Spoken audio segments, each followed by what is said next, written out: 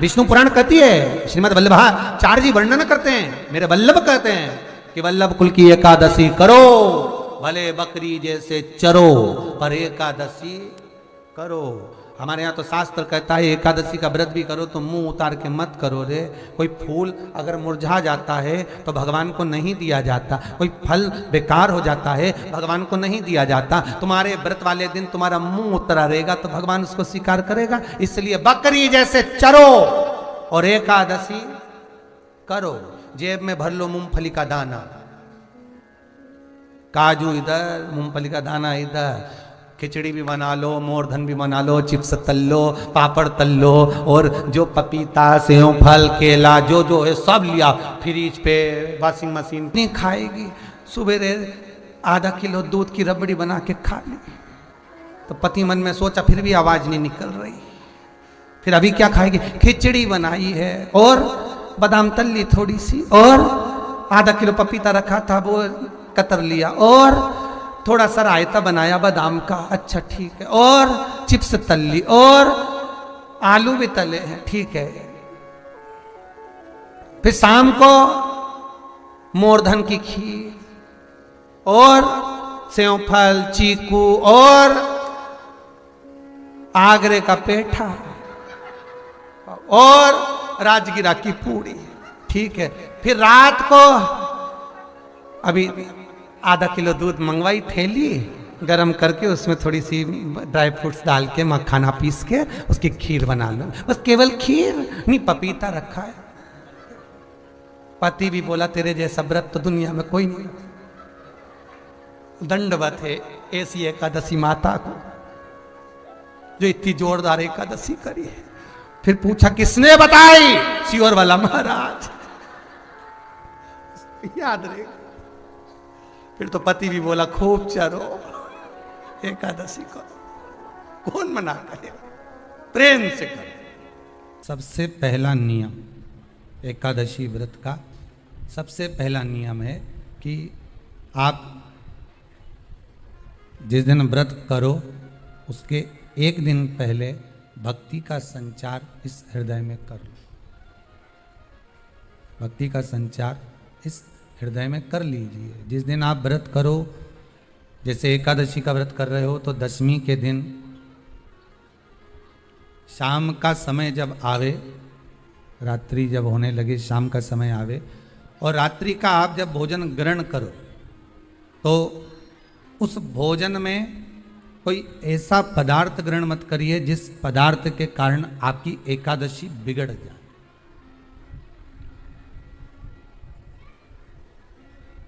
कोई बेकार भोजन हमें ग्रहण नहीं करना, श्रेष्ठ भोजन ग्रहण करिए दशमी के। और एकादशी का दूसरा नियम बहुत ध्यान से सुनिएगा। जिस दिन आपकी एकादशी का व्रत हो उस दिन प्रयास करिएगा कि अपने हाथ से किसी भी वृक्ष की कोई पत्ती टूटे ना। अपने हाथ से किसी भी वृक्ष की, पौधे की, किसी भी वृक्ष की पत्ती अपने हाथ से ना टूटे। बहुत ध्यान दीजिएगा महाराज।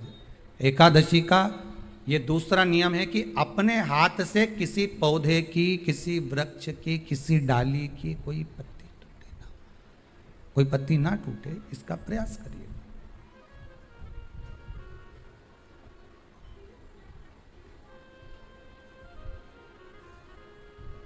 कितना सुंदर व्याख्यान कहा है, कितना सुंदर वर्णन है महाराज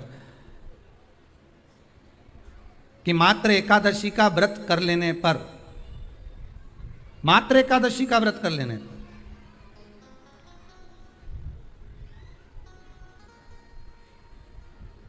जो पूर्व में किया गया हमारा पाप कर्म है, हमने किसी जीव की हत्या करी है, हमने किसी को कष्ट प्रदान करा है, हमने किसी को अपशब्द कहा है, हमने किसी को ताने दिए, हमने किसी को आड़ा टेढ़ा कहा है, हमने किसी को गालियां दे दी है, मात्र एकादशी का व्रत ही कर लेने पर ये सारे जो दोष हैं वो समाप्त हो जाते हैं।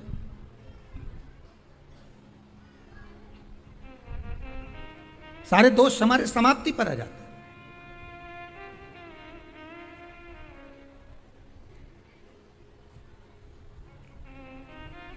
अब एक विचार करिएगा थोड़ा सा अपने मन में, अपने चित्त में, अपनी वृत्ति में एक बात उतारिएगा, एक अपने मन में एक बात को उतार कर रखिएगा कि आप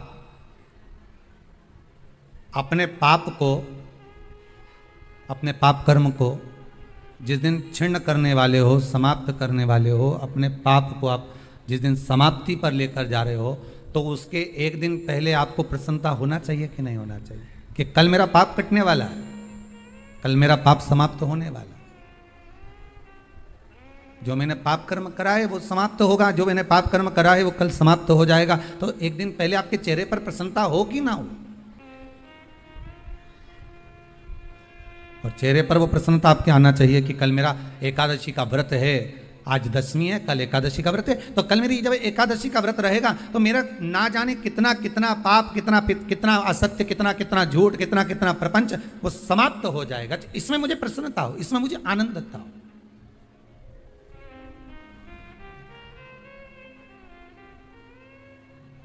तो क्या कहा गया कि प्रयास करिएगा कि एकादशी के दिन कोई वृक्ष की, कोई डाली की, कोई कोपल की कोई पत्ती ना तोड़ी जाए।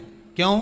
तो कहा अगर उस पत्ती को हम तोड़ देते हैं, वृक्ष की पत्ती को या क्यारे में लगी हुई कोई डाली की पत्ती को हम तोड़ देते हैं तो एकादशी का पुण्य फल प्राप्त नहीं होता, एकादशी का कोई फल हमारे खाते में नहीं जाता, पुण्य फल प्राप्त। अब फिर भले तुम चाहे तुमने मोरधन खाया हो, चाहे तुमने फिर चिप्स खाई हो, चाहे तुमने फिर व्रत का कितना ही सामान खा गए हो और तुमने सोचा कि आज मेरी एकादशी है, तो फिर उसका कोई फल प्राप्त नहीं है, उसका कोई सुख प्राप्त नहीं है आपको, फिर उसका कोई आनंद प्राप्त नहीं है आपको, फिर उसमें कोई आनंद की अनुभूति आपको नहीं मिल रही है। दो चीजों को याद रखिए, गौदान और एकादशी। श्रीमद् वल्लभाचार्य जी ने मायावत का खंडन करा था जगन्नाथपुरी में, और श्रीमद् वल्लभाचार्य जी ने कहा था एकादशी मरने के बाद मत दो, एकादशी जीते जी दो। कहा था कि नहीं कहा था? जीते जी दान करिए। इसलिए जगदीश में, जगन्नाथपुरी में एकादशी उल्टी लटकी हुई है। करें आपने दर्शन?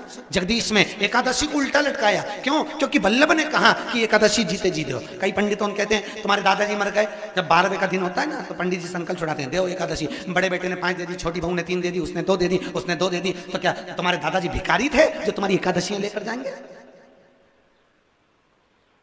और तुम कौन होते हो दादाजी को एकादशी देने वाले? तुमने कौन सा इतने पुण्य कर लिए जो तुमने एकादशी दे दी? एकादशी के दान की महत्वता श्रीमद् वल्लभाचार्य जी ने कहा कि कोई व्यक्ति अगर खटिया पर सड़ रहा है, पलंग पर तड़प रहा है, हॉस्पिटल में पड़ा हुआ है, तो निवेदन है कि उसको देखने जाओ तो अपनी करी हुई एकादशी में से 2 एकादशी का दान उसको तुरंत दे दो। क्यों? तो जिससे उसको मोक्ष मिल जाए, मरने के बाद नहीं। क्योंकि मरने के बाद तो वो 10वें के दिन, गरुड़ पुराण में लिखा है 10 दिन तक जीवात्मा घर की अटारी पे रहती है। कितने दिन? 10 दिन। 10 दिन के बाद जीवात्मा चली जाती है। कहां जाती है? उसको जहां जाना है। 3 दिन में उसको भोग भोगना पड़ता है जीवात्मा को। 3 दिन नरक का भोग भोगती है, उसके बाद स्वर्ग का भोग भोगती है। 18 दिन में ये प्रोसेस पूरी हो जाती है। कितने दिन? 18 दिन। 18 दिन के बाद में उस जीवात्मा को धान के खेत में पटका जाता है। किसके खेत में? धान के, चावल के खेत में। इसलिए कहते हैं एकादशी के दिन चावल मत खाओ। कहते कि नहीं कहते? और क्या कहते हैं? द्वादशी के दिन चावल खाना जरूरी है। एकादशी का पालना करना है तो द्वादशी को चावल का 1 गिलास खाओ, तब द्वादशी को चावल खाओगे तो एकादशी लगेगी। चावल नहीं खाओगे तो एकादशी नहीं लगेगी। द्वादशी को चावल खाना जरूरी है। क्यों कहते हैं? क्योंकि धान के खेत में जीव को छोड़ा जाता है, उस धान के खेत में, चावल के खेत में जीवात्मा रहती है। उसको चिड़िया खाती है तो चिड़िया के रूप में जन्म लेता है, मनुष्य खाता है तो मनुष्य के रूप में जन्म लेता है। इसलिए एकादशी के दिन चावल नहीं खाया जाता, क्योंकि एकादशी के दिन हम चावल खाएंगे तो जीव हत्या का दोष लग जाएगा। फिर कब खाना है? द्वादशी के दिन। द्वादशी के दिन क्यों खाया जाता है?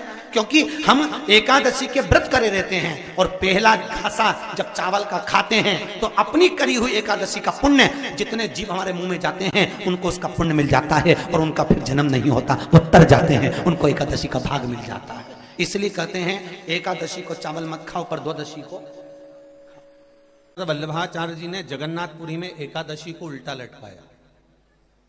आप लोग गए होंगे तो देखा होगा कि जगदीश में, जगन्नाथपुरी में एकादशी उल्टी लटकी। कारण क्या था? खूब विरोध करा गया श्रीमद् वल्लभाचार्य जी का कि तुमने एकादशी को उल्टी लटका दिया जगन्नाथपुरी में। क्यों लटकाया? उसका कारण क्या था? श्रीमद् वल्लभाचार्य जी ने कहा, आप कहते हो कि कोई मरे तब एकादशी का दान दीजिए, आप कहते हो कि कोई मरे तब अन्न का दान दीजिए, आप कहते हो कि कोई मरे उसके बाद में आप ये दान दीजिए। श्रीमद् वल्लभाचार्य जी ने एकादशी को उल्टा लटका कर कहा कि एकादशी का अगर दान करना है तो पहले एकादशी करो, और एकादशी करने के बाद उस एकादशी का फिर दान करो जीते जी। उस एकादशी का फिर दान होना चाहिए। किसी भी चीज का उद्यापन करो, 16 सोमवार का उद्यापन करो, चाहे तुम शुक्रवार का उद्यापन करो, चाहे तुम सोमवार का उद्यापन करो, चाहे तुम एकादशी का उद्यापन करो, चाहे तुम प्रदोष का उद्यापन करो, चाहे तुम जिस भी व्रत का उद्यापन करो। शिव महापुराण की कथा कहती है, अपने घर के लोगों को गिनने से पहले बाहर के लोगों को गिनना जरूरी है। थोड़ा ध्यान देना। और आप लोग क्या करते हो? उद्यापन में सबसे पहले अपनी जेठानी को गिन लिया, इसको गिन लिया, उसको गिन लिया, उसको गिन लिया। और शिव महापुराण की कथा कहती है, जेठानी तो तुम्हारे यहाँ का भोजन करेगी क्योंकि रिश्तेदार है, ननन तुम्हारे यहाँ का भोजन करेगी क्योंकि रिश्तेदार है, तुम्हारी देवरानी भोजन करेगी क्योंकि रिश्तेदार है, तुम्हारी चाची सास भोजन करेगी क्योंकि रिश्तेदार है, तुम्हारी काकी सास भोजन करेगी क्योंकि रिश्तेदार है। जब हम उद्यापन में दूसरे को गिनते हैं और उसको कोई सामान देते हैं, उसकी कोई सामग्री, कोई सुहाग की पिटारी, कोई सामग्री हमने उसको उद्यापन में दी, तो वो हमारा दान कहलाता है। हमने अपने परिवार वाले को भोजन कराकर अपन ने उद्यापन में गिन दिया और अपने परिवार वालों को दे दिया। इसको देना नहीं कहते, इसको दान नहीं कहते, इसका पुण्य आधा हो जाता है। इसके पुण्य की परिभाषा यहां नहीं कहा जाए। अब और सरल भाषा में समझ लीजिए। कई माताएं कहती है, हमने तो अपनी बेटी को यह सामान दे दिया, मतलब हमने खूब दान कर दिया। अब एक बहुत अच्छे से समझ लेना, हमने हमारी बेटी को ये दे दिया तो हमने दान दे दिया। हमने हमारी बेटी को पापड़ बना के दे दिया, हमने तो बहुत दान कर दिया। हमने हमारी बेटी को साड़ी दिला दी, हमने दान कर दिया। हमने हमारी बेटी को सामान दिला दिया, हमने दान कर दिया। बेटी दान लेने की हकदार नहीं है, बेटी अपने मायके का हक लेने को दमदार है। तुम बेटी को एक साड़ी देकर ये मत सोचना कि हम दान दे रहे हैं। बेटी तो खुद कन्यादान में जाती है। आप बेटी को अगर वस्त्र दे रहे हो तो दान नहीं कर रहे हो, आप बेटी को कोई सामग्री दे रहे हो तो दान नहीं कर रहे हो, आप बेटी को कोई सामान दे रहे हो दान नहीं कर रहे हो, आप बेटी के बेटे को 500 रुपए का लिफाफा दे रहे हो, ये दान नहीं कहला रहा है। ये वो अपना हक लेकर जा रही है। आई है माँ बाप के घर में तो साड़ी तो देना पड़ेगी, नहीं देगी तो काले कोट वाला दिला देगा। उसमें ये दान नहीं है कि तुम कह दो कि नहीं साहब, हमारी तो हमने बहन बेटी के दान दे दिया, हमने तो हमारी बहन बेटी के दान दे दिया, हमने तो हमारी बहन बेटी के दान दे दिया, तो बहन बेटी कहीं भिक्षा मांगे तुमसे? अरे बोलो तो बेटमा वाली हो, बोलो बोलो जम के बोलो। तुम क्या भिक्षा मांगो कि हम भैया के जाए तो दान लेके आएंगे? दान लेकर बहन बेटी नहीं आती। बेटी अपने भाई के यहाँ से दान लेकर नहीं आती, बेटी अपने मायके से दान लेकर नहीं आती। बेटी मायके में जाकर अपने माँ बाप से और कहती है कि किसी ब्राह्मण को बुलाकर, मम्मी सत्यनारायण की कथा कराकर थोड़ा सा दान दे दो। ये बेटी कहती है। बेटी दान लेकर नहीं आती है, बेटी दान दिलवा कर आती है। और बेटी मायके से अगर एक साड़ी भी लेकर आती है तो वो दान की नहीं, बेटी अपना हक लेकर आती है। जब तक माँ बाप हैं तब तक बेटी लेकर आ रही। तो जितनी भी भाभियां हैं वो ये कहना बंद कर दे कि हमने ननन को कुछ दान दिया। दान नहीं। हम जानते हैं तुम अगली बार हमें बेटवा नहीं बुलाओगे इस बात के लिए, भले मत बुलाओ, पर जो रीत की बात है यहाँ शिव महापुराण की कथा कह रही है। देखो भाई, कभी कभी ऐसा योग होता है, शायद आपके कुटुंब में, परिवार में, नातों में, रिश्तों में भी ऐसा कहीं आपको देखने को मिला होगा कि जब जब घर में कोई सत्कर्म करने का समय आता है, घर में कोई पुण्यमय कार्य करने का समय आता है, घर में कोई अच्छा धार्मिक आयोजन होने वाला रहता है, तो कोई स्त्री के भाग्य में नहीं लिखा होता तो वो रजोधर्म में आ जाती है।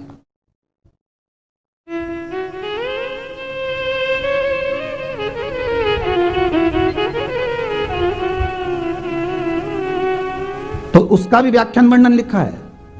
इसके लिए तो कहा कि वो नारी जिसके मुख से अगर कोई घर में धार्मिक कार्य हो रहा है, सत्कर्म हो रहा है, और उसके मुख से अगर एक बार निकल गया कि नहीं अरे ये अभी रहने दो बाद में देखेंगे, तो वो अगर कार्यक्रम होगा भी ना तो वो उसमें शामिल नहीं हो सकती,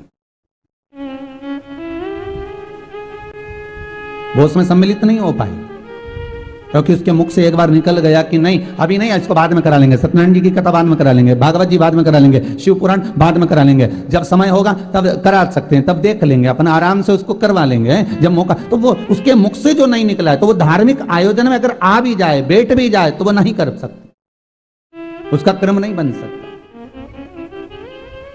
बहुत ध्यान से आज की कथा सुनना कि एकादशी का आपसे आपके बच्चे पूछेंगे मम्मी हम भगवान विष्णु का दर्शन करते हैं, हम राम जी का दर्शन करते हैं, हम कृष्ण भगवान का दर्शन करते हैं, हम भवानी माता का दर्शन करते हैं, हम शंकर जी का दर्शन करते हैं, हम सारे देवी देवताओं का दर्शन करते हैं, पर ये एकादशी माता तो कभी नजर ही नहीं आती।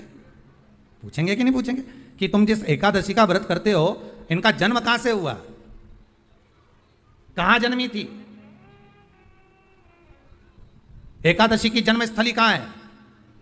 भाई भगवान कृष्ण की जन्मस्थली तो मथुरा है, श्री राम जी महाराज की जन्मस्थली बोल दो जम के अयोध्या है।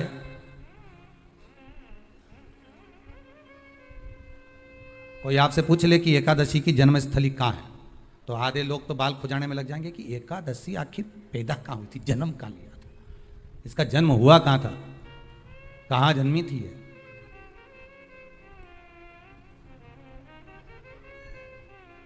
इसका जन्म स्थल है कहां? और अगर मान लो जन्म स्थल एकादशी का है,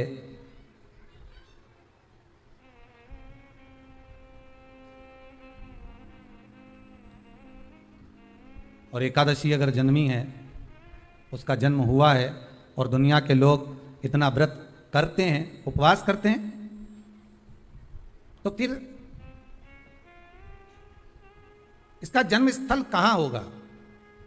तो कहा इसका जो जन्म स्थल है वो बद्रीनाथ। कहां पर है? बद्रीनाथ। और उस बद्री विशाल में भी एक गुफा जिसका नाम है हेमवती। क्या नाम है? हेमवती। उस गुफा में एकादशी का जन्म स्थल है। बद्री विशाल में हेमवती गुफा जो 12 योजन अंदर प्रवेश करने जितनी है, 12 योजन की गुफा के अंदर, हेमवती के अंदर एकादशी का प्रागट्य हुआ था, एकादशी का जन्म हुआ था। अब तो बता सकते हो ना कि कोई पूछे कि राम जी का जन्म अयोध्या में हुआ, भगवान कृष्ण का जन्म मथुरा में हुआ, और कोई पूछ ले आपका जन्म कहां हुआ था, अपन कह सकते हैं ना सीहोर में हुआ हमारा।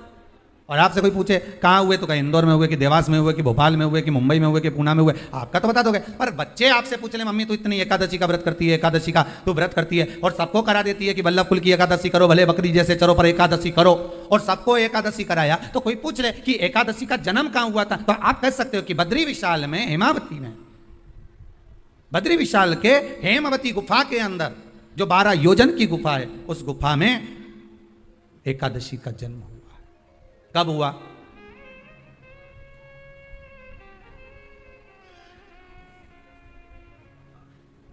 जन्म होने का कारण, राम जी के जन्म होने का कारण था रावण का संहार। भगवान कृष्ण के जन्म होने का कारण था कंस का संहार। नरसिंह भगवान के जन्म होने का कारण, प्रकट होने का कारण था हिरण्यकशिपु का संहार। वराह भगवान के प्रकट होने का कारण था कि पृथ्वी को जल पर लाकर ठहराना, हिरण्याक्ष का संहार। तो फिर इसके जन्म का कारण क्या है? तो कहा इसके जन्म का केवल एक कारण है। सतयुग में, अब एक और बात का बहुत ध्यान दीजिएगा महाराज, सतयुग एक बार नहीं हुआ कि तुम सोचो कि सतयुग के बाद में द्वापर, त्रेता आ गया, त्रेता के बाद द्वापर आ गया, द्वापर के बाद कलयुग आ। एक सतयुग नहीं है, एक त्रेता नहीं है, एक द्वापर नहीं है। ना जाने कितने कितने सतयुग निकल गए, ना जाने कितने कितने द्वापर, त्रेता, कलयुग, ना जाने कितने निकल गए।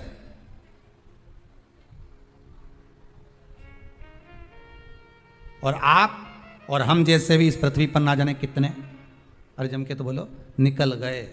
पृथ्वी वहीं की वहीं है, जिस मकान में रहते हो वो मकान भी वहीं की वहीं है, बस कभी कभी एकदम प्लाट हो जाता है, फिर उस पर वापस बन जाता है, फिर क्लीन, फिर बन गया, फिर क्लीन, फिर बन गया। ना जाने कितने कितने कितने कितने जन्म हम ले चुके हैं, और हमारे भी आगे कितने जन्म होते रहेंगे। जमीन वहीं की वहीं रह जाएगी और अपन चले जाए, बस वो जगह वहीं रह गई। जो पहले परदादाजी की थी दादाजी को मिल गई, दादाजी की थी पिताजी को मिल गई, पिताजी की थी उनके बेटे को मिल गई, उनके बेटे से उनको बेटों को मिल गई। मिलते मिलते मिलते मिलते कब वो जमीन भी बिक गई समय की अवस्था में, फिर दूसरे की हो गई। और हम सोच कर रह गए कि ये हमारा है, हम इसके लिए लड़ाई करें, झगड़ा करें। हम केवल इस जमीन के लिए, जरा सी प्रॉपर्टी के लिए अदालत में खड़े, अपना समय बर्बाद कर दिया, और जो पाना था वो छोड़ दिया, जो पाना था वो छोड़ दिया हमने।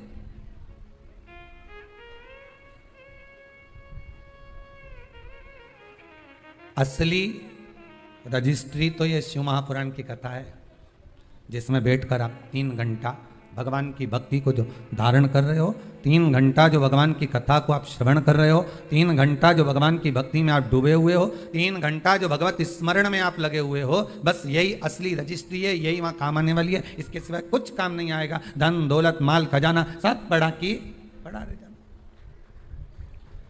सब धरा की धरा।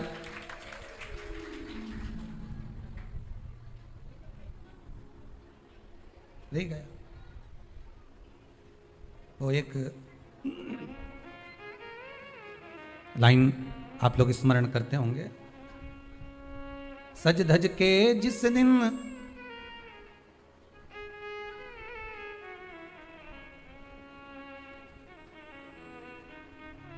सज धज के जिस दिन मौत की शहजादी आएगी, न सोना काम आएगा न चांदी आएगा। अलमारी में धरा की धरा रह जाएगा, लॉकर में पड़ा की पड़ा रह जाएगा। लॉकर में पड़ा की पड़ा है, अलमारी में धरा की धरा है। कपड़े भी सारे घड़ी बने की बने रहे, कपड़े भी धरे की धरे रह गए और सब पड़ा रह गया। कि छोटा सा तू कितने बड़े अरमान हैं तेरे, मट्टी का तू सोने जैसे मान है तेरे। मट्टी की काया एक दिन मट्टी मिल जाएगी, न सोना काम आएगा न चांदी आएगी, न सोना काम आएगा न चांदी आएगी। सज धज के जिस दिन मौत की शहजादी आएगी, न सोना काम आएगा न चांदी आएगी, न सोना काम आएगा ना चांदी आएगी। सब पड़ा रह जाएगा, धरा की धरा रह जाएगा, सब पड़ा की पड़ा रह गया, जी चला गया।